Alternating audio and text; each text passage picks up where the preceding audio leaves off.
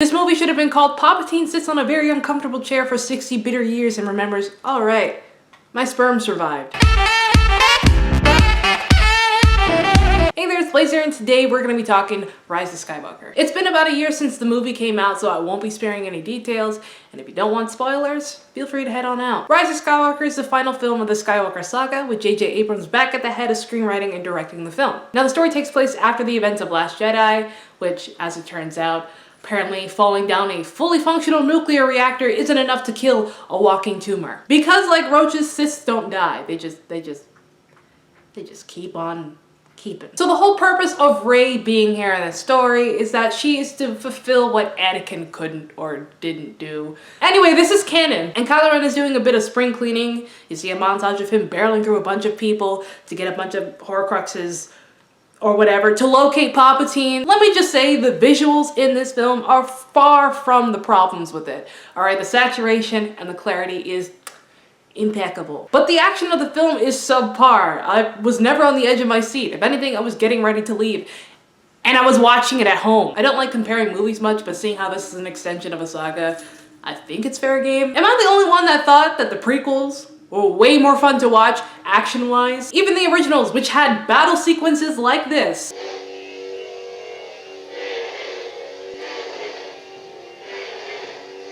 were way more gripping. But Kylo eventually finds Palpatine and intends to kill him. Hey yo, Bob, I'm about to kill you.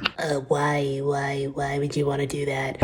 Because you made me kill my pops, so now you about to get the pops and slice. You're right about that, but, first order though. You're right, you speaking facts. Okay, facts. But I'm still gonna kill you. I mean, I'm the only leader the First Order has, so, you know, you've gotta be standing in my way. Okay, true, very true. Facts. Women, though. I mean, we do have a very limited female department within the First Order, so I see what you mean. Diversity hiring is important to the galaxy. No, I don't mean that crap. I'm talking about ladies, you know? Wink, wink. How about that, what's her name? Rey, yes. What about her? She's practically my cousin and enemy, all in one. What does she have to do with anything? She's actually not your cousin. She's, we're related. She's from me. She came from you? Yeah, I mean, some of us say that, but our noses are similar, so. Bro, I really thought that I was gonna have to make out with my cousin. This changes the game. Incest does run in the family, so I'm really looking out for you, bud. Yeah, totally. I mean, wait, what? Since Rey can shoot lightning from her fingertips, she's a Palpatine, which I guess is space's equivalent to a paternity test. Your parents are still nobody, but they chose to be. But no, I understand that there were hints that were going towards this general direction. You know, in Last Jedi, Rey was more drawn to the dark side, and she has this unfathomable power. Mary Sue, reach!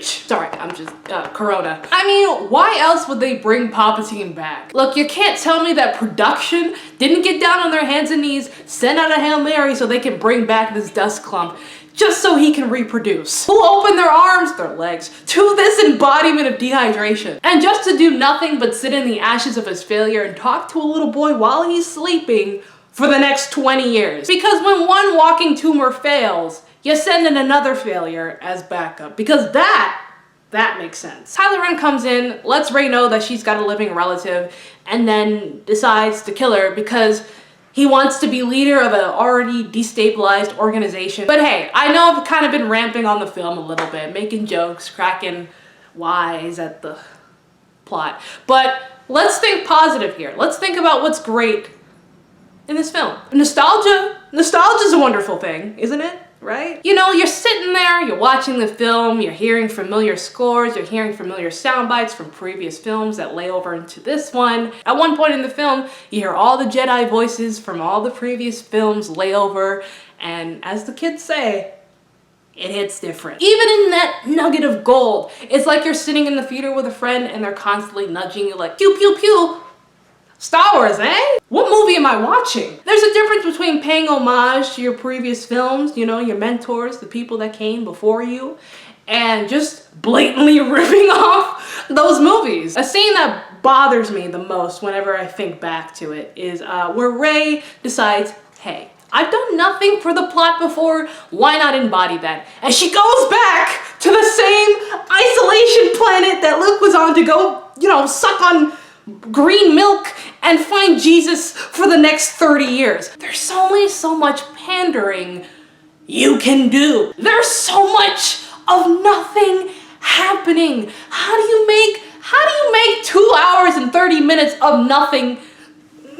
I got nothing. Nothing but like aesthetically pleasing photos. The opening crawl. Outright literature. I'm sitting here reading the preface to Moby Dick before the movie even starts. There are so many cutaways, montages, and transitional lives that I lost interest 4 planets ago. With Palpatine taking over the reins with Kylo Ren kind of off on the side, they finally decide to add in a new commander because dang, we kind of forgot about the First Order. Because he looks like business, so now we're supposed to take the First Order seriously now that Lemongrab can't make his speeches. Okay, all this to say that no one is truly gone in the realm of Star Wars. Death just doesn't mean anything. Except for General Hux, he's actually dead. But there's so many just kidding deaths that you kind of just sit there like, oh, well, that's inconvenient. Rey killed Chewie? It was just a diversion. He was on a different ship. C-3PO got his memory wiped. Literally, no one cared. The same people he called his friends, they didn't care. But he got him back. So I guess that's great. Kylo Ren almost died. Well, it's not that I didn't care. It's just the fact that there were so many random fake out deaths that they wouldn't give you enough time to let it sink in for it to have any effect on you at all. Cut out those scenes. And even if you did, literally nothing in this movie would change except the runtime. And it doesn't help that this movie has a choppy pacing, you know, everything seems rushed just to get to one point in the film. The end. See, it's not just the actors that want this movie to be over, it's the movie, okay? We're all tired. Harrison Ford was the last person I expected to come back. Like, he really walked into the Disney production and was like, oh, what? How many zeros? Chewie, you walking carpet, we're going home. And they bring back Harrison Ford for this kind of heartfelt moment, but it rehashes the Force Awakens scene where Kylo Ren has this inner turmoil, where he's debating whether he should go towards the light or the dark, where he finds himself in the Force. This scene is basically Kylo's turn towards the light side of the Force. And this is the same guy who's probably killed younglings in his heyday, has killed his own father, attempted murder on his own mother, but you gotta make sure he's okay to join the squad. Which out of every character from the sequel trilogy, Kylo Ren seems to be the only one that has the more convincing and cohesive character throughout. This entire time, this man has the most character development out of everyone, and they didn't decide to put him as the focal point of the film. Out of all this entire trilogy. How do they not see this? This would have been like giving The Apprentice his own film. An epic game, by the way. But this was one of the few scenes in the film that I actually enjoyed and thought was good to see. See that turning towards the light is as difficult as the dark. Knowing what Kylo has done, it's kind of hard for him to deviate from that path that he wanted so bad. And I wish they used the Grey Jedi notions, declaring that neither are absolute. You can have both, but here we are. While Kylo Ren has this beautiful epiphany, can't say Rey has the same. She doesn't even know who she is, where she is half the time, most of the time. I don't even know. The amount of planet hops they do in this film just to get back to the godforsaken planet with the Ewoks is ridiculous. Why? To sell toys. Why else would they be here? But this film tries to give Rey flaws because that's defining characteristics. Nothing about her personality is substantial. She's basically living the YN lifestyle that we all want to lead. She's this character that constantly feels abandoned and an outsider to those around her.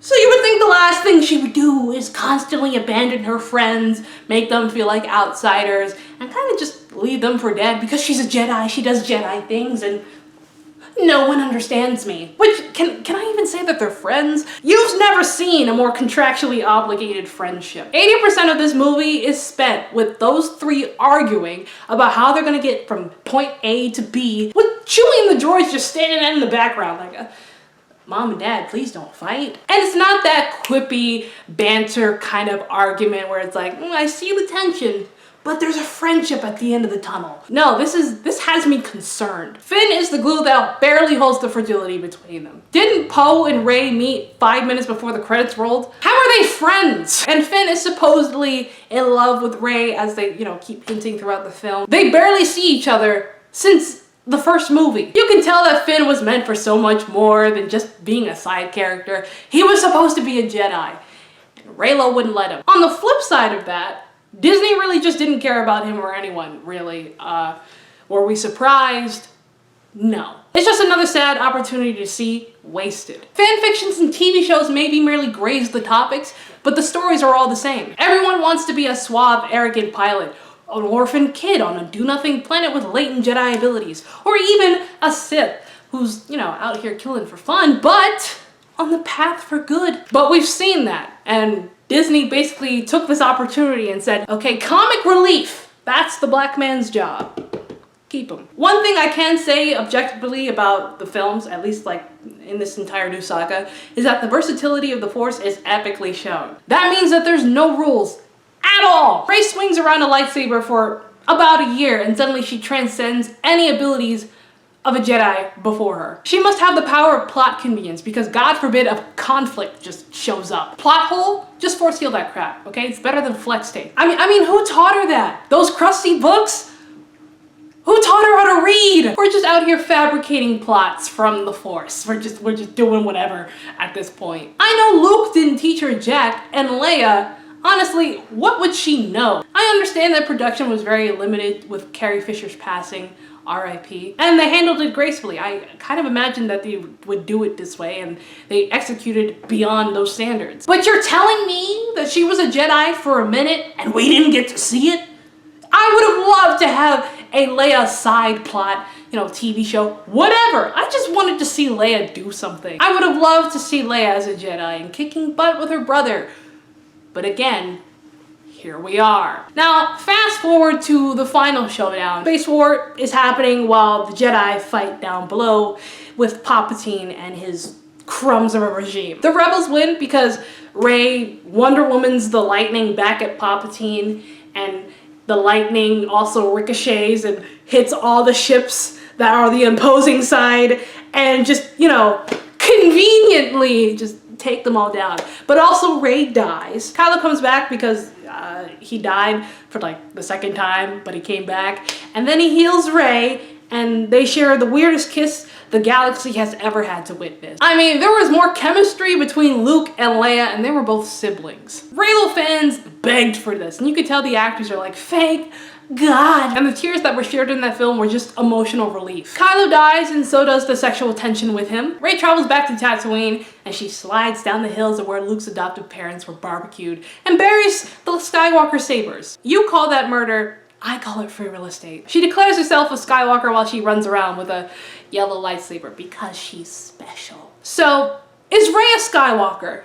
Let me put it like this. She's as much a Skywalker as I am Hugh Jackman's and RDJ's love child. See, because you can choose family, and where you're from doesn't have to determine who you are. I get it, okay? I get it. The same motif could be made if she accepted the fact that she was a Palpatine, okay? She could have walked into the ashes of the Death Star, flipped her Gramps the bird, and that would have done more for the Palpatine name than for her to just change it to Skywalker. This path that she made seems more like she's running from what she's been running towards. And changing the single thread of character motivation that we've clung on to this entire trilogy is like a spit in the face. The name Skywalker already had its redemption story told. It came with Vader, and it ended with Kylo, with Luke and Leia in between. Rey could have proved that the name Palpatine, the epicenter of evil, could be a name for good, and though she would struggle to bring back that hope, it would have been a successful defeat. That story should and could have been told. In my mind, Palpatine still won. And if the motif of the film is simply to hark on the fact that blood means nothing,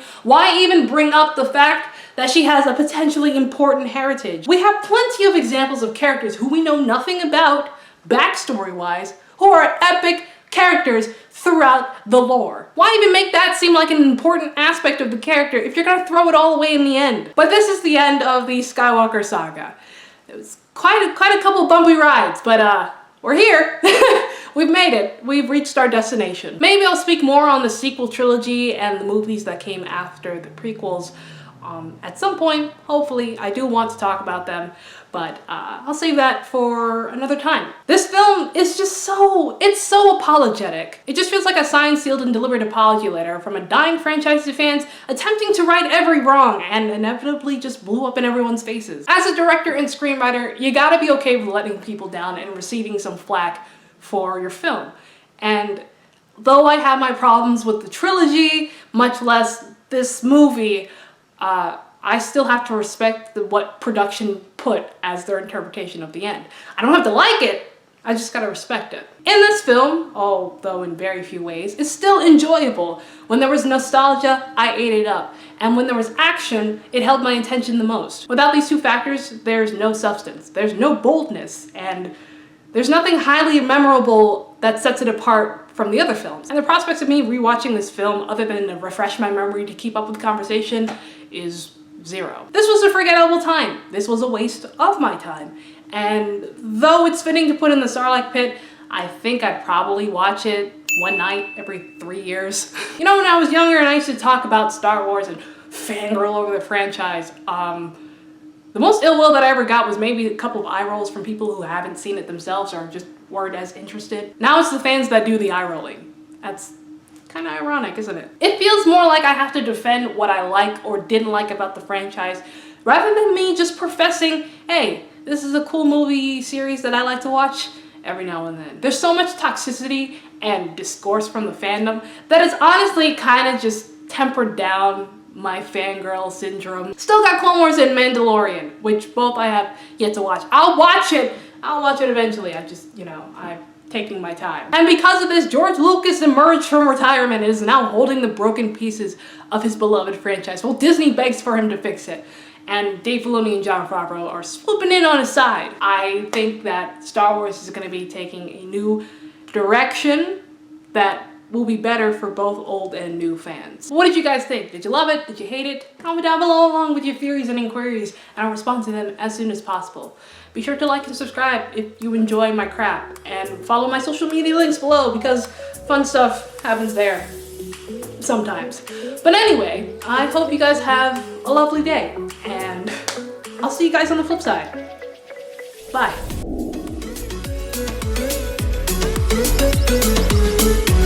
Thank you.